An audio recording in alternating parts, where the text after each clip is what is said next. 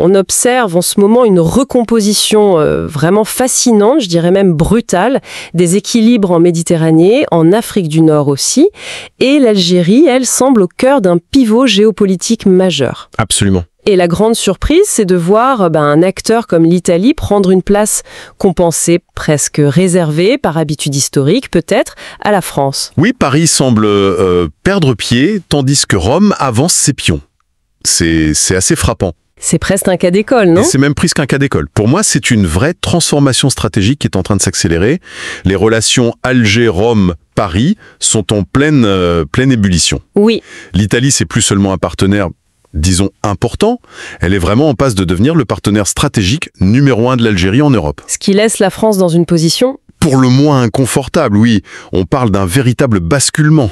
Inconfortable, c'est faible comme mot.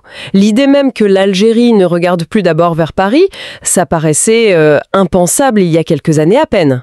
Tout à fait. Alger semble vraiment décidé à redéfinir ses alliances. Il parle beaucoup d'intérêts mutuels, de respect. C'est un langage qui sous-entend que ces conditions n'étaient plus là avec Paris. C'est clairement le message qu'Alger envoie. Et ça nous oblige, nous, à analyser un peu les ressorts de ce rééquilibrage. Comment on en est arrivé là? Est-ce que c'est une simple brouille diplomatique qui va passer? Ou est-ce que c'est le signe d'un changement beaucoup plus profond? Oui, un changement de paradigme peut-être dans les relations Nord-Sud et même à l'intérieur de l'Europe. Exactement. Et les implications, elles, on les voit déjà. Elles sont palpables. Alors, entrons dans le vif du sujet. Ce déclin français. Certains, surtout côté algérien, ils n'hésitent pas, ils parlent d'une mentalité coloniale arrogante qui persisterait. Est-ce que c'est ça l'explication principale? Ou, c'est un peu court peut-être, est-ce qu'il n'y a pas eu aussi, plus simplement, des erreurs stratégiques, des faux pas de Paris? Bon, l'analyse est forcément complexe. Cette perception d'une certaine arrogance française, d'un paternalisme qui ne passe plus, c'est vrai que c'est un élément qui revient souvent dans le discours algérien. Et pas seulement algérien d'ailleurs, africain en général. Oui, on l'entend ailleurs aussi. Mais ça s'est doublé, d'après les sources algériennes en tout cas, d'une approche française perçue comme trop interventionniste, ou basée sur la pression politique. Les mots utilisés sont parfois très forts. On entend parler de menaces, de pression, voire de chantage politique. Ah oui, quand même. Et face à ça, la réponse d'Alger, elle n'a pas juste été ferme dans les mots, elle a été méthodique dans les actes. Méthodique, c'est-à-dire? Pas juste des déclarations un peu vives. Non, des actes concrets. On a vu une mise à l'écart assez visible, progressive, mais très déterminée des entreprises françaises dans des secteurs clés pour l'Algérie, l'énergie, les infrastructures, les télécoms. D'accord. Alger a clairement montré qu'elle allait privilégier d'autres partenaires jugés plus respectueux de sa souveraineté. L'époque où les entreprises françaises avaient un accès quasi garanti, elle semble bien finie. Et cette critique récurrente des promesses creuses de la France, qui ne servirait que les intérêts français sans vraie contrepartie. Ça revient souvent cet argument. Paris a sous-estimé cette volonté algérienne de rééquilibrer les choses. C'est fort probable, oui. Le sentiment algérien, c'est celui d'un déséquilibre historique, structurel. Les promesses d'investissement, de transfert de technologie, de partenariats équilibrés, elles n'auraient pas été tenues. Ou alors conditionnées à des avantages jugés excessifs pour la partie française. D'accord. C'est dans ce climat de méfiance grandissante que le discours officiel algérien a vraiment martelé cette idée de sortir d'une relation perçue comme une sorte de tutelle post-coloniale. Le président Tebboune l'a dit très clairement, l'Algérie veut traiter d'égal à égal, avec tout le monde. Et cette perte d'influence française, ce n'est pas juste l'Algérie, hein. Si on regarde un peu plus largement en Afrique subsaharienne, le tableau est encore plus sombre pour Paris, non? Ah oui, absolument. Le cas algérien, il s'inscrit dans une tendance bien plus large. Au Sahel, bien sûr, on le voit tous les jours, mais aussi dans d'autres régions. L'influence française est contestée, parfois même violemment rejetée. Oui, les retraits militaires, les remises en cause des accords. Exactement. Retrait militaire forcé, accord de coopération remis en question, une montée de sentiments anti-français, à la fois populaires et politiques. C'est une remise en cause très profonde du rôle de la présence française sur le continent. Donc un vide se crée, ou plutôt il est activement creusé par Alger, par d'autres aussi, et là l'Italie s'y engouffre, avec une efficacité redoutable. C'est le moins qu'on puisse dire. Alors, question simple opportunisme de Giorgia Meloni, elle surfe sur la vague anti-française, ou est-ce qu'il y a derrière une stratégie italienne plus profonde, plus pensée, pour redéfinir la place de l'Italie? Est-ce que ce rapprochement Rome-Alger, c'est du solide? Alors, il y a sans doute une part d'opportunisme tactique, soyons clairs. L'Italie a vu une porte s'ouvrir avec la dégradation des relations franco-algériennes et elle l'a poussée. Cette bonne guerre en diplomatie. Bien sûr. Mais réduire l'approche italienne à ça, ce serait, je pense, une erreur. Sous Meloni, oui, mais en s'appuyant aussi sur des liens plus anciens, notamment énergétiques, l'Italie déploie une vraie stratégie de puissance en Méditerranée. Les chiffres sont là. Justement, les chiffres, concrètement, ça donne quoi en volume, en investissement? On a dépassé les belles déclarations? Ah oui, largement. Les échanges commerciaux bilatéraux, ils ont explosé. On parle de plus de 14 milliards de dollars par an. Rome est devenu le premier partenaire commercial de l'Algérie en Afrique. Premier client, premier fournisseur. C'est énorme. Et surtout, l'Italie s'engage sur le long terme.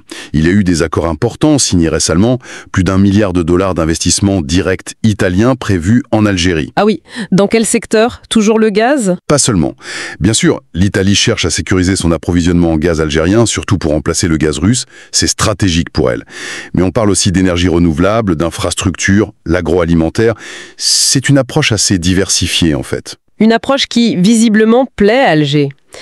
Mais qu'est-ce qui fait la différence dans la posture de Meloni par rapport à Paris, au-delà de l'argent, des investissements? C'est beaucoup une question de posture politique, de discours. Le gouvernement Meloni a affiché une volonté très très claire de se présenter non pas comme un donneur de leçons, mais comme un allié stratégique réel. C'est leur expression. Et il y a eu un épisode très révélateur, c'est la gestion de la crise autour de la révision des accords commerciaux entre Alger et l'Union européenne. Ah oui, racontez-nous ça. Paris aurait essayé de pousser Bruxelles à être plus dur avec Alger. C'est en tout cas comme ça a été perçu. Alger a pris des mesures pour, selon elle, protéger son économie, rééquilibrer les échanges dans le cadre de l'accord d'association avec l'UE, et la France aurait plutôt plaidé pour une ligne dure de Bruxelles. Et Meloni? Et c'est là que Meloni a joué une carte assez audacieuse. Elle a publiquement défendu le droit de l'Algérie d'ajuster sa politique commerciale, en disant, en substance, que l'Europe n'avait pas toujours respecté ses propres engagements et que les intérêts nationaux algériens étaient légitimes. Ah oui, c'est fort comme position. En rupture totale avec Paris et peut-être même avec une partie de Bruxelles. Exactement. Et ça, à Alger, ça a été extrêmement bien reçu. Ça a montré deux choses. Un, la solidité de cet axe Rome-Alger qui se mettait en place, et puis l'absence d'unité européenne sur la stratégie face à Alger. Un coup diplomatique en quelque sorte. Ça a dû faire grincer des dents à Paris, j'imagine. On a vu d'ailleurs une certaine presse française critiquer vivement cette position italienne, l'accusant de faire cavalier seul, de fragiliser l'Europe. Oui, tout à fait. Mais le ministre italien des Affaires étrangères, Tajani, a enfoncé le clou juste après. Il a qualifié l'Algérie de partenaire absolument stratégique. Et il a affirmé l'ambition de Rome de devenir un pont entre Alger et Bruxelles. Un pont? L'image est bien choisie. Ça suggère la facilitation, la médiation, là où la France était peut-être vue comme voulant imposer les choses. C'est donc cette approche plus pragmatique, plus respectueuse en apparence, qui séduit Alger. C'est le narratif qui s'impose, oui. Le discours italien, il insiste sur le long terme, la confiance, le développement partagé, l'équilibre. Et côté algérien, on met ça en avant, cette approche gagnant-gagnant. En contraste direct avec la relation franco-algérienne, jugée déséquilibrée, encore marquée par des réflexes perçus comme néocoloniaux. Et ce pragmatisme italien, très focus sur l'économie, l'énergie... Oui, le gaz, les renouvelables, ça semble coller parfaitement aux priorités algériennes du moment. Et il y a une histoire derrière ça, non? L'Italie a toujours eu une relation particulière avec l'Algérie, même dans les moments difficiles. C'est un point très important. L'Algérie n'oublie pas. Dans les années 90, la décennie noire, quand certains pays européens, dont la France, étaient très prudents, voire prônaient l'isolement d'Alger, l'Italie, elle, a maintenu les liens. Ah oui. Surtout via Eni, son géant énergétique. Une continuité qui remonte même à Enrico Mattei. Cette constance, aujourd'hui, elle paie. L'Algérie a par exemple choisi l'Italie comme hub principal pour augmenter ses livraisons de gaz vers l'Europe. Très intéressant. Donc si on essaye de faire un bilan à ce stade, la France clairement sur la défensive, en retrait forcé même. L'Italie qui marque des points de façon assez spectaculaire. Mais est-ce qu'ils sont les seuls gagnants? Est-ce que cette recomposition, elle ne profite pas aussi à d'autres acteurs qui avancent leurs pions, plus discrètement peut-être, pendant que Paris et Rome se regardent en chien de faïence? Je pense à la Chine, la Turquie, peut-être la Russie. C'est la question essentielle. Et au final, l'Europe, qui semble divisée sur l'attitude à avoir, est-ce qu'elle ne sort pas affaiblie de tout ça? Oui, vous avez raison de poser la question comme ça. L'Italie est un gagnant évident, à court et moyen terme. Mais la Chine l'est aussi, et peut-être de manière plus structurelle encore. L'Algérie est un partenaire très important de l'initiative chinoise La Ceinture et la Route. La fameuse Belt and Road Initiative. Exactement. Ce projet planétaire de Pékin pour construire des infrastructures, tisser des liens commerciaux, renforcer son influence, la Chine investit massivement en Algérie. Les ports, les autoroutes, le logement. Et elle le fait avec une approche, disons, déconnectée des débats sur la démocratie ou les droits de l'homme, qui peuvent parfois compliquer les relations avec les Européens. Et la Turquie, la Russie, elles regardent ça de loin? Ah non, loin de là. La Turquie a énormément renforcé sa présence économique, son influence culturelle aussi, en Algérie, au Maghreb, en Afrique en général.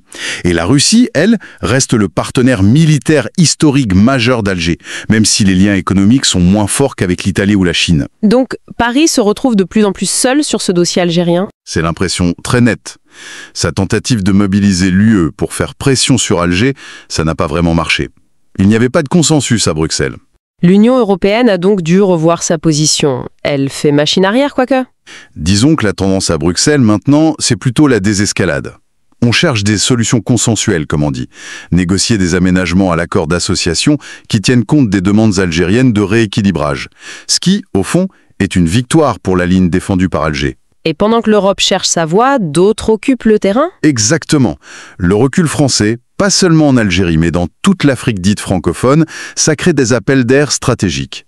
Et en géopolitique, la nature a horreur du vide. C'est clair. L'Italie s'y engouffre. La Chine étend son réseau. La Turquie renforce ses positions. La Russie propose ses services sécuritaires.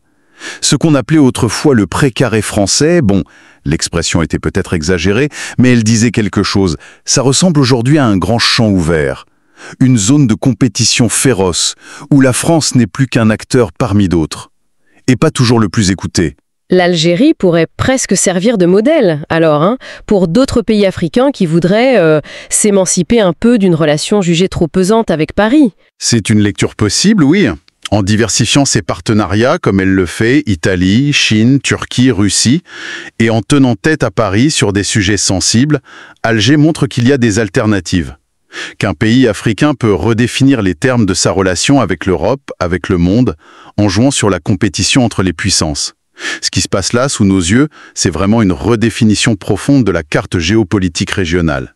Une transformation stratégique dont on n'a pas fini de voir les effets. Donc, pour résumer un peu notre analyse avant de conclure, on a une Algérie qui s'affirme, qui joue très habilement de la diversification de ses partenaires, avec un accent mis sur le pragmatisme, la souveraineté. C'est ça. On a une Italie opportuniste, certes, mais aussi stratégique, qui récolte les fruits d'une approche jugée plus respectueuse, plus équilibrée. Oui, une approche gagnant-gagnant, comme ils disent. Et puis, on a une France en difficulté, qui paie peut-être le prix d'une approche perçue comme dépassée, et aussi d'une série d'erreurs tactiques. C'est une bonne synthèse de la dynamique actuelle. Et il faut bien voir que ce ne sont pas juste des jeux diplomatiques abstraits, Ça a des conséquences très concrètes. Sur la sécurité énergétique de l'Europe, par exemple, avec le rôle croissant du gaz algérien via l'Italie. Oui. Sur les équilibres diplomatiques en Méditerranée, au Sahel, et potentiellement même sur la stabilité de la région si les rivalités entre les grandes puissances s'enveniment. Ce qui nous amène à une dernière question, une interrogation pour l'avenir. Au-delà des gains pour Rome et Alger, des pertes pour Paris, est-ce que cette nouvelle configuration, ça annonce une fragmentation durable des intérêts européens en Afrique du Nord? Est-ce que l'Europe est condamnée à avancer en ordre dispersé face à ses voisins du Sud? Ou alors, est-ce qu'on assiste simplement à l'émergence d'une nouvelle norme? Une norme où les anciennes puissances coloniales, comme la France, doivent définitivement accepter de négocier sur un strict pied d'égalité, sans aucune prétention à une relation spéciale. Le coup réussi par Meloni, est-ce que c'est juste un incident de parcours, ou est-ce que c'est le début d'une réécriture beaucoup plus profonde des règles du jeu entre l'Europe et l'Afrique?